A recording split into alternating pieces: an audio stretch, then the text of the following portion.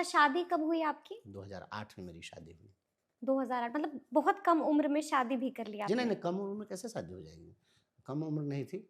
कितनी उम्र थी? लगभग 24 साल, हाँ, 25 साल, 24 साल तो 24 कम ही 25 होती है। 24 25 साल, 24 साल में शादी हो गई। 24 25 साल, हाँ। तो लव मैरिज थी कि अरेंज जी मैरिज नहीं थी, नहीं, क्या था? नहीं नहीं, मैं तो शादी के पक्ष में ही नहीं था। वो तो सब, फिर? वो पिताजी का दबाव था, क्योंकि वो गांव घर के लोग चाहते हैं कि समय हाँ। से सब कुछ हो जाए। तो शादी के समय की बात आप कर रहे हैं, तो उस समय भी वही रथ यात्रा की तैयारी चल रही थी। अच्छा। 2008 में भी फिर एक रथ यात्रा निकली थी। तो रथ यात्रा की तैयारी चल रही थी और उसी समय मेरे ससुर जी आए थे, तो उनको किसी ने भेज दिया जहाँ हम लोग रहते थे, एक लॉज में हम लोग रहते थे। हम्म। तो वो आए और आंदोलन की तैयारी चल रही थी, तो मोबाइल पर इतना फ़ोन आ रहा था कि वो आए तो चुपचाप खड़े थे और मैं लगातार बात कर रहा था। लगभग 1 डेढ़ घंटे तक फ़ोन कटता था, आता था, बात करते करते, तब तक वो खड़े रहे। जब मोबाइल डिस्चार्ज होकर के बंद जब हो गया, तब बंद होने के बाद मैंने राहत की सांस ली और तब मैंने कहा कि आप कहाँ से आए हैं? अच्छा। तो जी। उन्होंने कहा कि ऐसे ऐसे हम संबंध करने के लिए आए हैं। तो मैंने कहा कि अब बताइए कि हम यही सब काम करते हैं, ये लेकर इनकलाब जिंदाबाद हर दिन करते हैं, आपको अगर पसंद हो। तो हम्म। मैं जानबूझ करके भड़काना चाहता था। कि टूट जाए। हाँ, मैंने कहा कि बिल्कुल, हाँ। देखिए, कौन व्यक्ति ऐसे व्यक्ति को अपना दामाद बनाना चाहेगा कि जो दिन भर इनकलाब जिंदाबाद करेगा, हर दिन पुलिस की लाठी खाएगा, रोड पर सोएगा। कौन चाहेगा कि बेटी ऐसे आदमी को दे? जी, तो मैंने कहा कि आप बताइए कि आप चाहेंगे, लेकिन उन्हें पसंद आया, कहा कि नहीं, संघर्षशील लड़का है, तो उन्होंने एप्रिशिएट किया। क्योंकि मेरे वाइफ के दादाजी जो थे वो उस ज़माने के मुखिया थे और वो भी कम्युनिस्ट के लीडर थे। अच्छा। तो वह परिवार भी पहले से संघर्षशील परिवार रहा है, इसलिए वो लोग इसको महत्व देते हैं। आपको हैरत होगी कि मेरे ससुर जी ने कहा कि शादी के पहले कि जब शादी का दिन नज़दीक आया, तो कपड़ा खरीदने के लिए लोग ले जाते हैं लड़का को, चलिए कुछ कपड़ा खरीदने। तो जिस कपड़े की दुकान में हम लोग गए थे, तो दुकानदार ने कहा कि कैसा कपड़ा दिखा दें? तो मैंने कहा कि खादी का कुर्ता पैजामा 2 गो दे दीजिए। तो कहा कि आप शादी जी। करने जाइएगा तो खादी का कुर्ता पैजामा पहन के जाइएगा।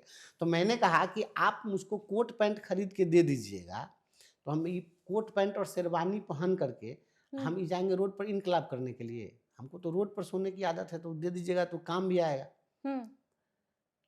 और बहुत सामान्य कम कीमत की कपड़ा हमने कभी, मैं तो अपने फिर ससुराल से शेरवानी पहनी कि नहीं पहनी नहीं, ब्रिजवासी जी ने? वही कोट पैंट सिलवा दिया था, मैं वही पहना था और अच्छा। कुछ ना। ये सब चीज़ बहुत, मैंने कभी इस पर ध्यान नहीं दिया। तिलक लिया? कुछ नहीं, कुछ नहीं। कुछ नहीं। यहाँ तक कि लोग जो है सामान्य सी अंगूठी देते हैं, चेन देते हैं। मैंने कहा सोने कि की अंगूठी कुछ वगैरह भी कुछ नहीं है कुछ हाथ नहीं, में? मेरे पास कुछ नहीं है। मैंने कहा कि जो देना होगा अपने बेटी को आप दीजिए, मुझे इन चीज़ों से कोई लेना-देना नहीं, मैं इन चीज़ों में विश्वास नहीं करता हूँ।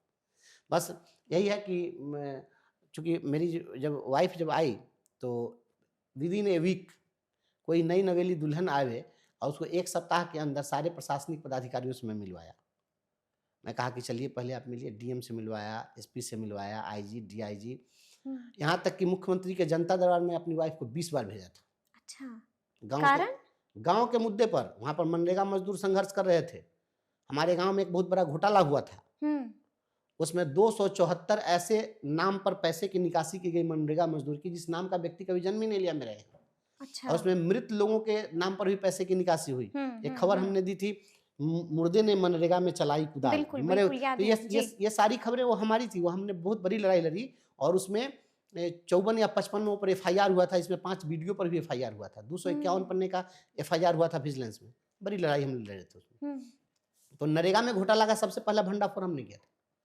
तो उसमें अपने वाइफ को भी हमने शामिल किया था और मैं इसलिए शामिल करता था क्योंकि मैं जानता था कि कब मेरी गिरफ्तारी हो जाएगी, कब क्या होगा, नहीं होगा।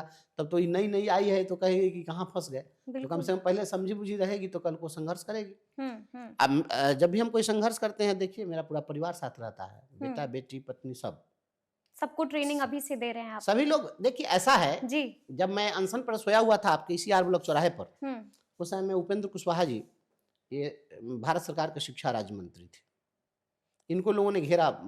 श्री कृष्ण मेमोरियल हॉल में कार्यक्रम चल रहा था, तो लोगों ने घेरा इनको जा करके कि हमारे शिक्षक बैठे हैं अनशन पर, आप बात करिए।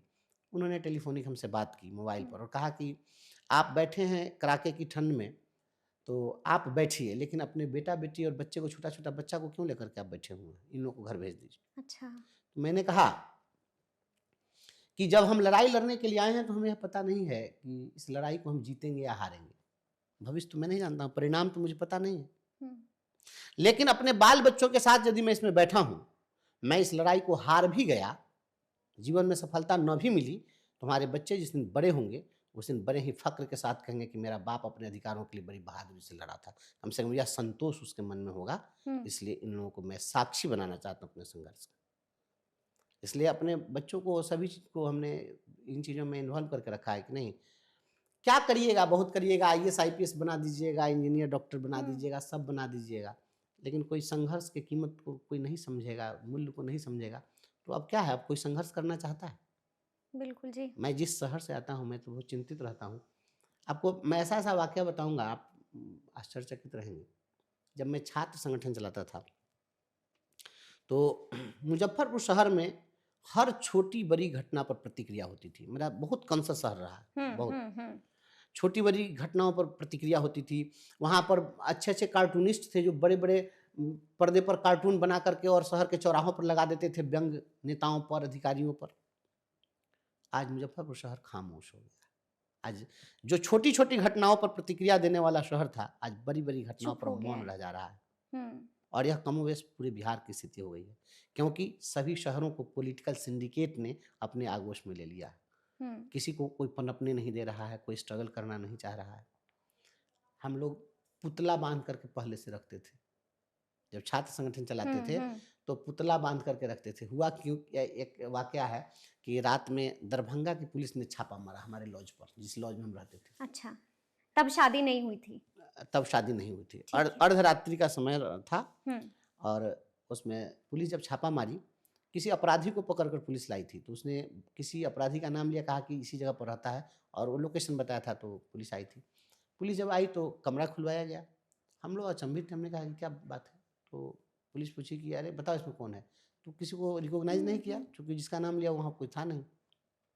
जब एक कमरे को खोला गया तो उसमें पुतला, 3 पुतले बना कर रखे गए थे। अच्छा।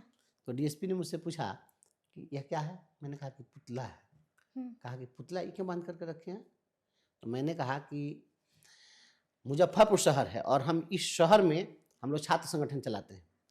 जब कोई घटना घटती है तो संगठनों में होड़ होती है कि हम इस पर पहले पुतला फूकेंगे, हम पहले निंदा करेंगे, हम पहली प्रतिक्रिया देंगे। तो उस होड़ में अगर कोई आज घटना घटी, अखबारों में कल खबर छपेगी तो कल और संगठन प्रतिक्रिया देंगे, और टेलीविजन से अगर हमें मालूम हो गया कि आज घटना घटी है तो आज शाम में पहला पुतला हम फूकेंगे, इसलिए पुतला पहले ही बांध के रखते हैं कि बांधने की जरूरत नहीं पड़े। तो हम लोग इतने फिर क्या जवाब मिला?